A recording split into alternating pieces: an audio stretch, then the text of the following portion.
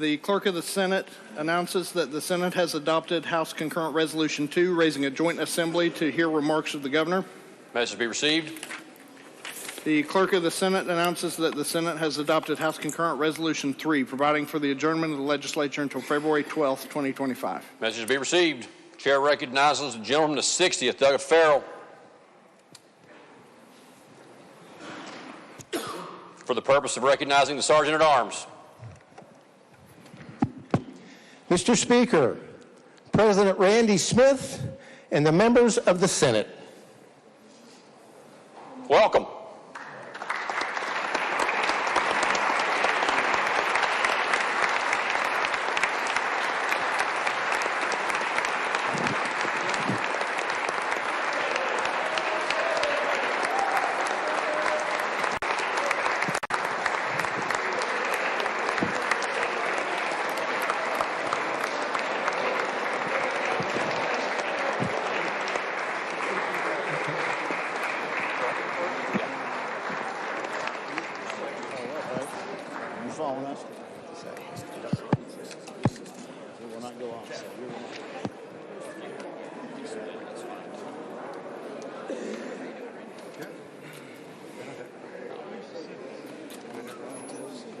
I used to sit here, and here.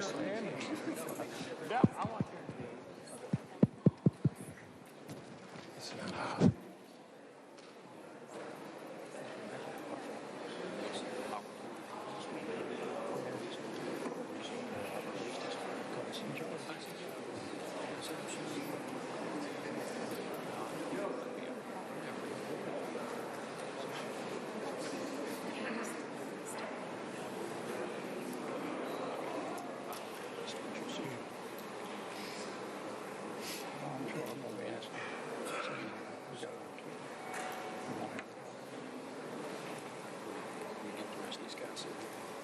Chair recognizes the Sergeant at Arms. Mr. Speaker, the Chief Justice Bill Wooten and the Justices of the Supreme Court of Appeals.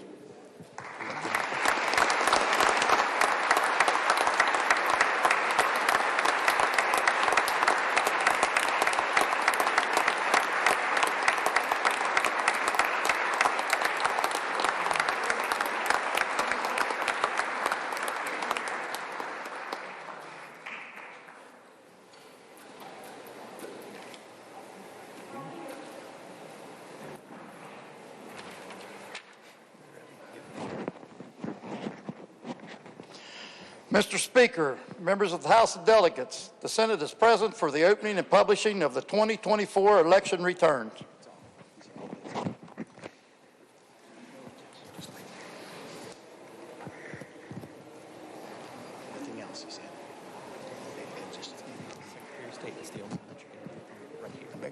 Secretary of State. After when I announce him.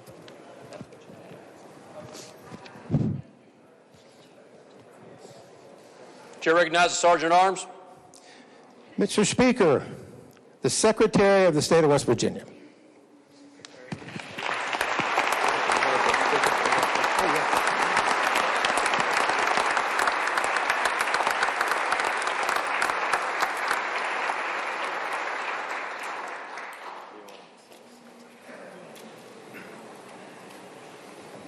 The two houses, having assembled in joint assembly, will now proceed to open and publish the returns of the general election held on the 5th day of November 2024 for the office of Governor and the other executive officers. Ladies and gentlemen, all members and guests may be seated. Mr. Secretary, welcome.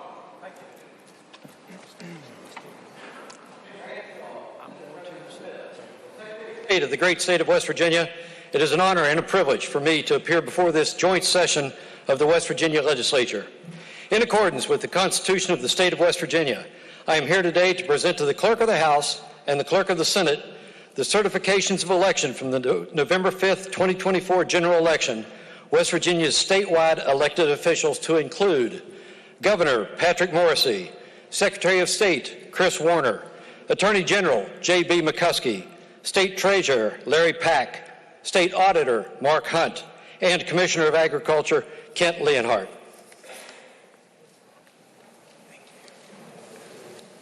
Thank you. Does the Sergeant at Arms seek recognition?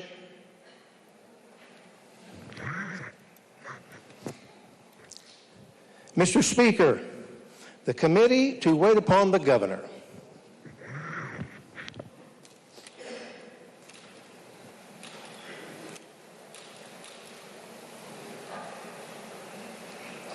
We will wait upon the committee to wait upon the governor.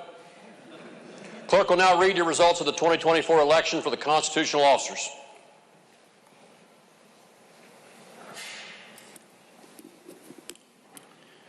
Mr. Speaker, in compliance with Section 3, Article 7 of the West Virginia Constitution, I hereby submit the official returns of the general election conducted on the 5th day of November 2024 for the constitutional officers for the state of West Virginia, including a certificate noting those candidates who appear to have been elected. Sincerely, Mac Warner, Secretary of State; Patrick Morrisey, Governor; Chris Warner, Secretary of State; Mark Hunt, Auditor; Larry Pack, State Treasurer; Kent Leonhardt, Commissioner of Agriculture; John J.B. McCuskey as Attorney General.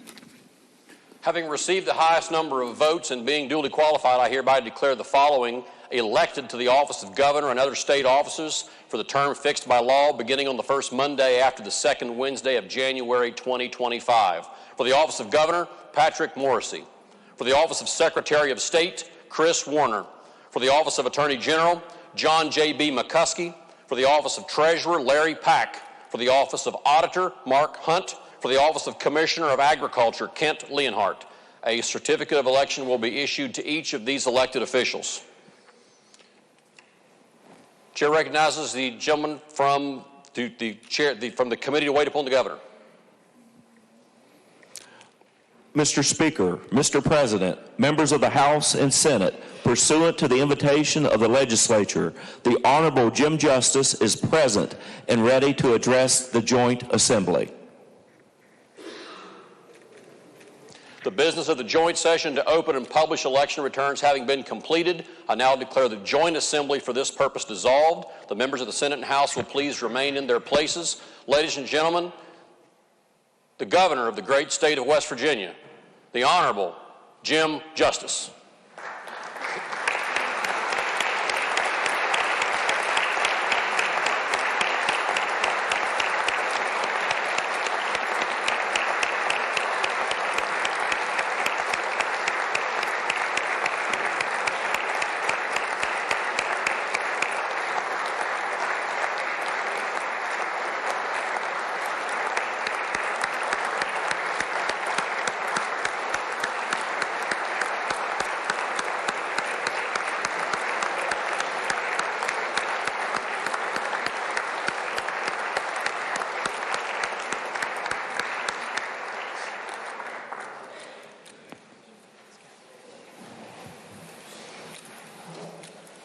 Governor, First Lady Justice, ladies and gentlemen, for the final time to deliver his retiring address to the state of West Virginia, the Honorable Jim Justice.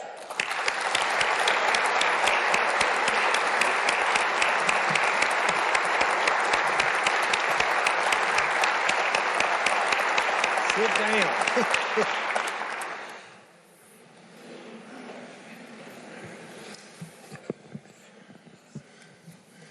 Well, first and foremost, this isn't an easy day, and it's a good day.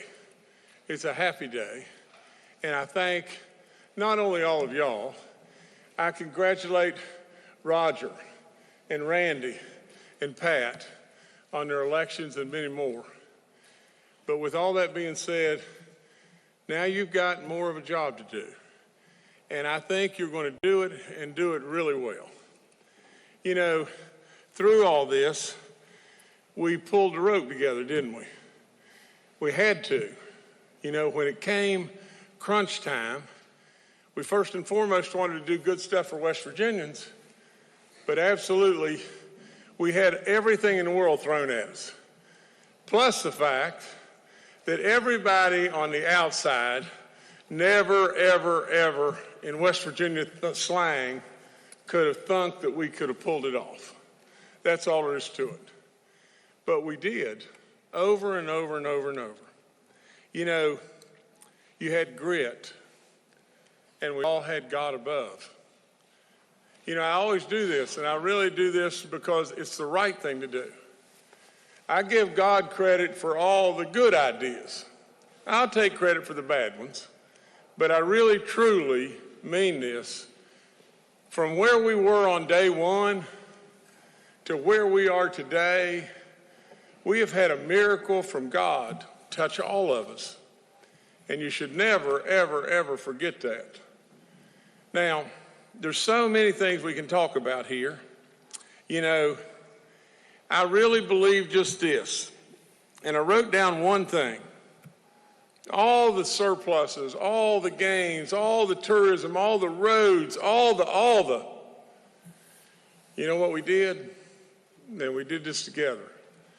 And you should be very proud. Every last one of you. All of y'all, every single last one of you. You restored and gave West Virginia pride and hope. You did. You should never forget that. In all honesty, we're cooking, and we're cooking right now in ways like you can't imagine. Now, I'm going to just go through as quickly as I possibly can some accomplishments and all the stuff that we pulled off, and I don't know that I can see it real well.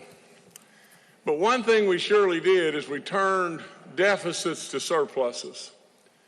You know, when I walked in this door the first time, if you'll remember, I was bouncing around here on whiteboards all over the place and doing all kinds of different things, and sweat just running off of me because I was sweating like crazy back there.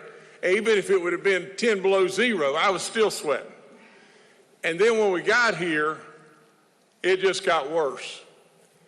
With all that being said, all I could think about is just this. You know, when Dave Hardy and Mike and Mark handed me the books, basically, and you know what the situation was. I mean, they hand me a set of books, and it basically says, you got, in the year that we have, and we have a constitution that says we're supposed to have a balanced budget, we're 6 months through the year, and we're going to be $219 million short. Now, and that isn't the bad news, Governor.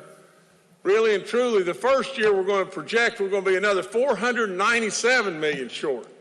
And a couple of years out from that, we're going to be $772 million short.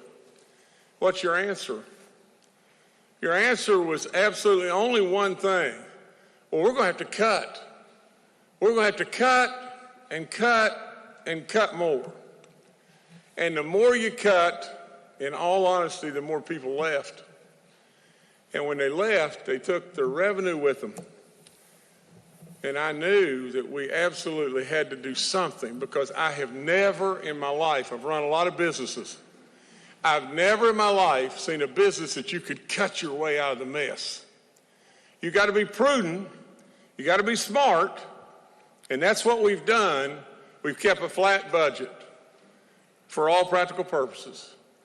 But with that, you had to grow revenue. I got a living. So we came up with the idea of roads to prosperity, didn't we? And I hate to say this, but some of you probably thought bad idea. And probably some of you thought, there's no way that this is going to pass. And Toby and Edith out there, that I always refer to as the voters, stood up and said, nope, we want to go with Jim on this one. And we're going to go 73% of the vote, every county. It's unbelievable, unflat believable. A mandate like you can't imagine. And they didn't want their taxes raised, and really and truly we didn't. So we took off. We took off. And I want to just tell you just this, and I mean it from the bottom of my heart. I'm not going to be your governor in a few more hours. But with all that being said, and I just think, October the 7th, when Toby and Edith stepped up. Now they did. They stepped up and they said, we're going with the vast majority of y'all, and we're going absolutely with Jim. 73% of the vote. Don't ever, ever not celebrate October the 7th. Because on that day, this whole state took a big turn of where we had been and where we had been for decades. Absolutely right then and there, we took off. I've told you this story many times, but I was in a shower. Block that out of your mind. But now, and this idea just hit me, and this is what I say the good Lord intervenes in all of our lives. He made you who you are for a reason, and he made me who I am for a reason. That's why truly in my life, and this is how I think, as long as he gives me breath, I need to keep on digging. I need to keep on trying to do anything and everything I possibly can. Because I think if I just said, well, no, hold it, I want to just go hunt and fish and just hang out and everything else, that's what I want to do. I think he looks back at me and says, I'm not happy with you. I made you Jim Justice for a reason. He made every one of you all who you are for a reason. And that's why you're here, giving up so much of your life, it's off the chart. And you do it over and over and over. And I salute you in every way. But don't ever forget October the 7th, because on that day, this state pivoted and took off. Now, there's so many things. You know, my notes here would say we cut taxes over and over and over. 27 times we've cut taxes. And we've cut taxes for cars and Social Security and child care and small business and retirees and veterans and on and on and on and on and on. And the largest tax cut in state history in regard to reducing your personal income tax. I would tell you, don't lose the mission. The faster you can get rid of your personal income tax in West Virginia, this place will flood with people and opportunity over and over and over. You absolutely, please keep your mission. Now, with all that being said, you know, there was a mandate. I'll never forget, I was on the Coalfield Expressway, and the road had been there, you know, it was 28 years in the making. The road, the initial grading had been done to the road from, I guess, Crab Orchard to Mullins, 10 miles. The mountains had been cut. The road had been laying there for, who knows, 10 years, grown up in weeds. And here's what I said, and I meant it. I said, I'll build the damn road. That's the approach you've got to take. You've always got to build the damn road. You know, at the end of the day, it takes some guts, and you've got to step out and do it. You can build the damn road every time. Do it. The other thing is just as simple as just this. Since that time, roads to prosperity, if you count broadband and water and sewer and all the different things, $14 billion have been spent in the great state of West Virginia. It's unthinkable. And think about education. I said in the first state of the state, I said, we want to make education our centerpiece. Well, why did I do that? I mean, for crying out loud, it was tough. I did that because we had, whether we like it or not like it, we had to change our image in West Virginia. See, we know how great we are, but the outside world didn't buy it. That's all there is to it, over and over and over. Education is so key. It is so key to everything we have. Don't ever forget. We got a long ways to go with education, but we've done a bunch of really good stuff. A bunch of really good stuff. Now, with all that being said, we spent $1 billion, you know, at the SBA and new schools or facilities or whatever it may be. Absolutely, we gave our families choice. For God's sakes, a living, we gave them choice, you know, and we supported Hope Scholarship and on and on and on. We absolutely did communities in schools with this lady's idea that, honest and true, you know, it was just like, well, I don't know, Kathy. I don't know. They were in one county, and now they're in every county in this state. I think 270 schools, over 110,000 kids, And if you really haven't seen communities and schools in action, I don't care about the national deal. In West Virginia, if you haven't seen it in West Virginia, you haven't seen something that you need to check out. It's unbelievable. They step up and they help one child. They help a child that may be disruptive in the classroom with all kinds of kids, but they help one child with maybe a jacket or maybe a toothbrush or maybe somebody just to talk to. And then along came the therapy dogs, and look what that's happened. Look what's happened there. Every time I do this, I get all choked up, but you've got to hear it. There's a little kid at Pineville. He's severely handicapped. Absolutely, he wouldn't come to school. He just wouldn't come to school. Now he's there with a little dog that's there, and he was reading to the dog. Gosh, here I go again. This is tough on me, this part. And we walked up to him, and we said, "Son, how's your day?" And he looked up, and he said,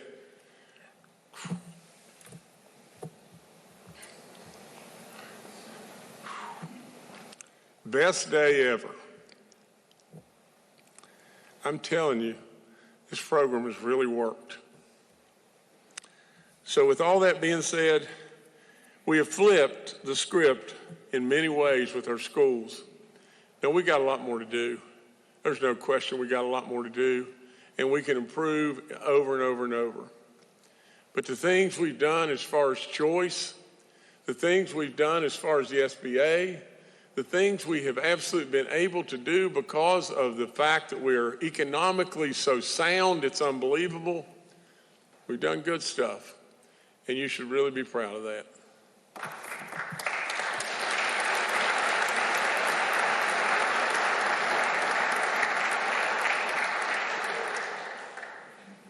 If you'll just think, and I see Glenn sitting here and Eric sitting here and so many that have been really instrumental in really pulling the rope and making this happen. But the advances in economic development in this state are off the chart. Company after company after company is coming to this state right now. Absolutely, people that we would have never, ever dreamed of that could possibly be coming to West Virginia. And they are, over and over and over. You haven't seen the fallout of all the stuff, the tens of billions of dollars that have absolutely are in motion right now. And when they get through in motion, you won't believe it. You just won't believe the Nucors or Berkshire Hathaways or Forum Energy or on and on and on. You won't believe what is happening right now all across West Virginia. We got to just keep it going. That's all there is to it. Just keep it going.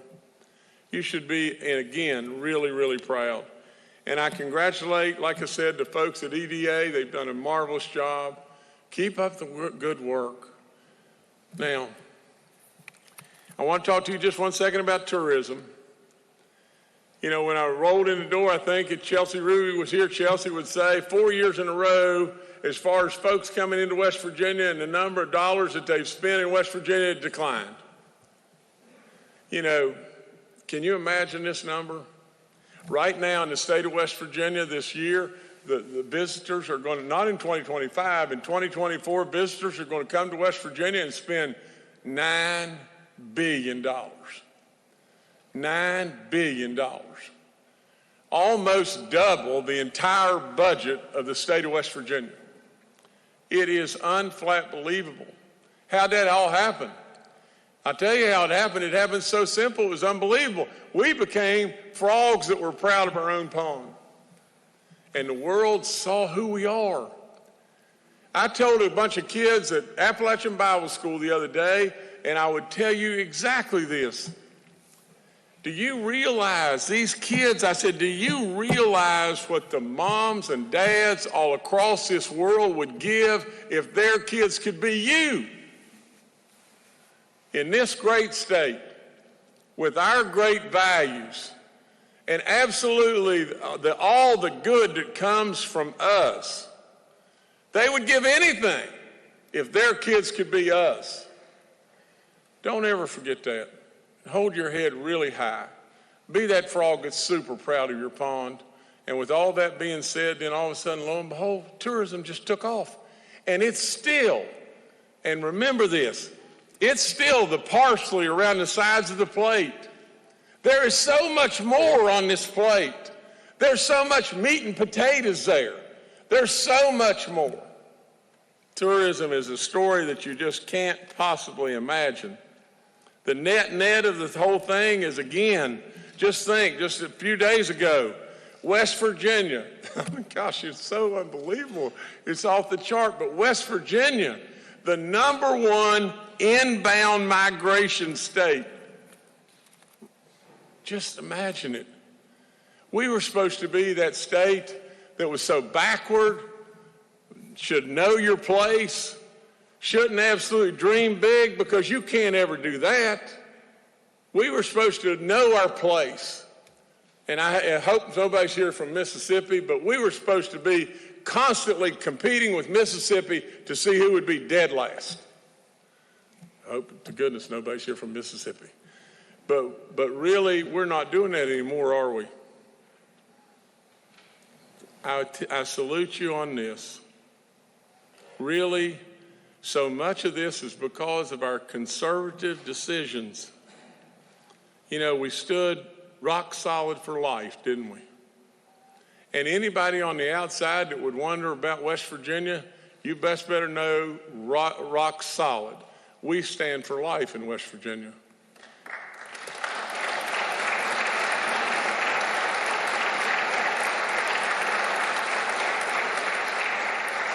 We told the world, don't mess with our guns. I mean, that's the last thing you want to do. Don't mess with our guns.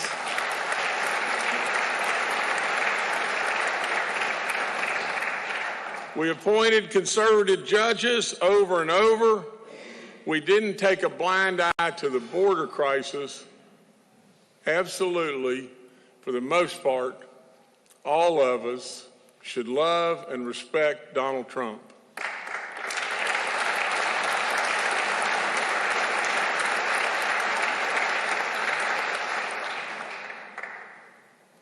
I want us to all know just how important energy is. Energy in this nation, and I've done a whole bunch of stuff already in D.C. I was fortunate enough to be put on the Energy Committee, but I've done a whole bunch of stuff, and here's what I would say. I would say, you know, we have a deficit in this nation that's off the chart, trillions. You know, Tommy Tuberfield came to me, you know, one of our senators from Alabama came to me and he said, tell you what, he said, you don't really understand this job. He said, this job is this. It's the most unbelievable job in the world. You see, we got to figure out a way in this country every year to spend $2.5 trillion more than we take in the door. I think how crazy that one is. And then he just laughed. He said, and he was really sad about that. He said, it's the beatenest thing you've ever seen. Some way we got to stop it. But at the end of the day, remember what I said, you can't cut your way out of a mess, in my opinion. Now, there's tons of waste in D.C., and President Trump is going to take a meat axe to a bunch of stuff, and I'm going to be right with him, arm in arm. But with all that being said, we've got to find a way to grow our revenue, too, as a nation. The whole answer is energy. Say what you want.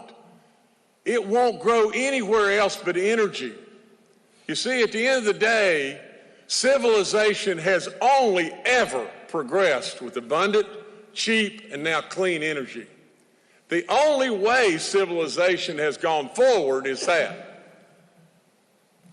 We're standing and sitting on natural gas reserves, coal reserves, absolutely all the alternatives, whether they be solar or wind or whatever. I say embrace them all. But for God's sakes a living, don't be dumb enough to absolutely turn your back on our fossil fuels. Our fossil fuels are critical to us like you can't imagine. The thing I very proudly would tell you today, and this is absolutely the gospel fact, Donald Trump and I are real friends, not kind of friends. We're real friends. We're not acquaintances. We talk all the time, and literally, he is going to make it happen, and I'm going to do every single thing in my power to stand arm in arm with him, and I'll do it to my death.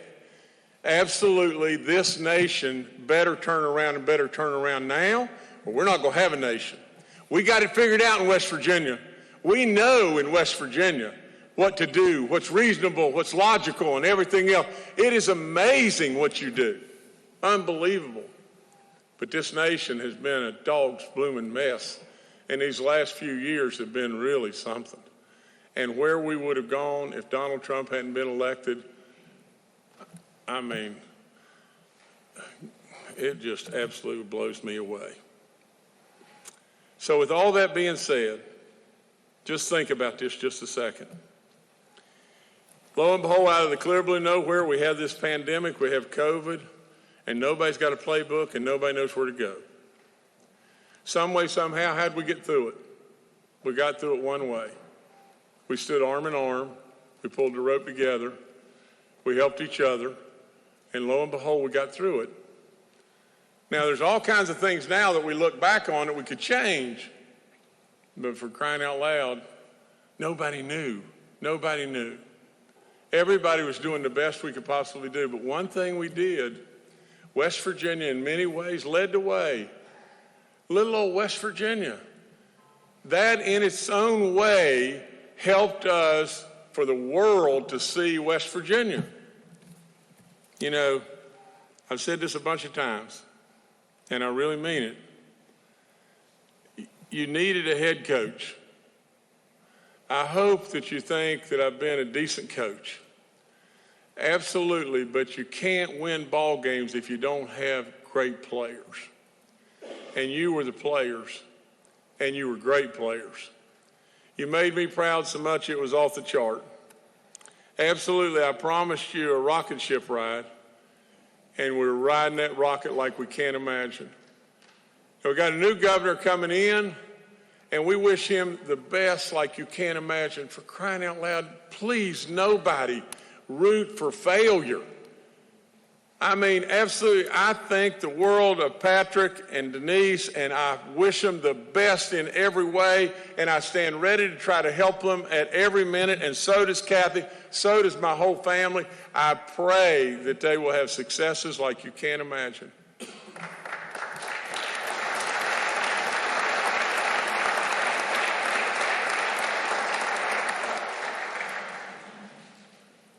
I wrote this down. We pulled the rope together.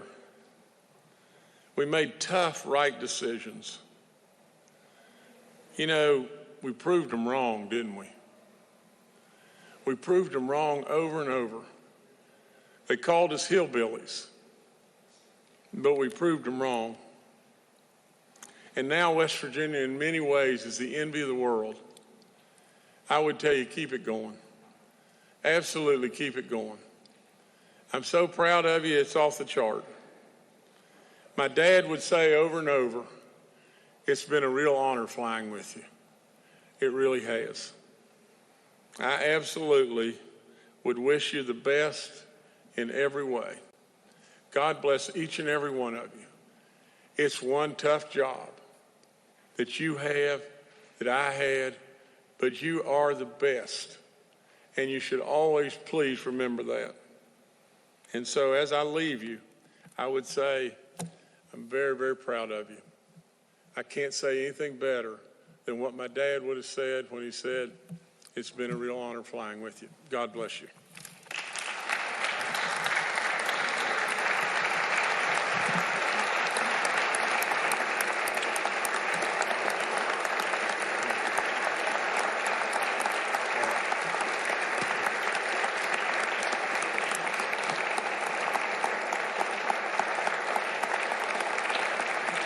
Now sit down. Sit down, because Roger's kind enough to let me bring Baby Dog out here. So Baby Dog and Kathy and I are going to sit here, and if any of you want to come up and say hi, please do so. But I don't have any idea where she is. Oh, here she comes. Justices, I'm sorry. Thank y'all so much in every way. Come on, baby. Baby dog, last night, I got to tell you the story real quick. Last night at 10:30, she cut her paw on the ice and was bleeding so bad, blood shooting everywhere, and we ended up at the bed at 12 o'clock, stitches and everything. So anyway, nevertheless, thank you. Thank you, Roger. Thank you, Randy. Thank you, Craig, wherever you are. And God bless each and every one of you. Thank y'all.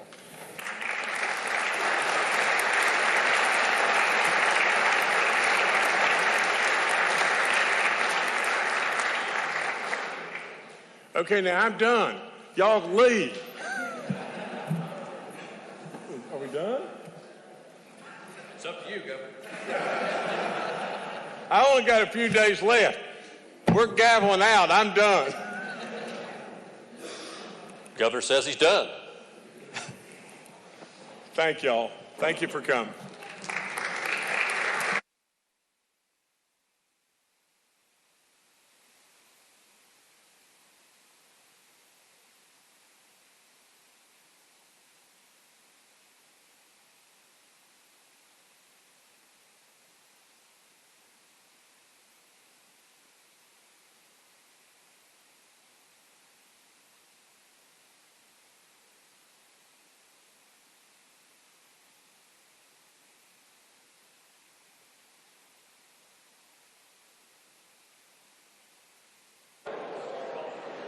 Keep in touch.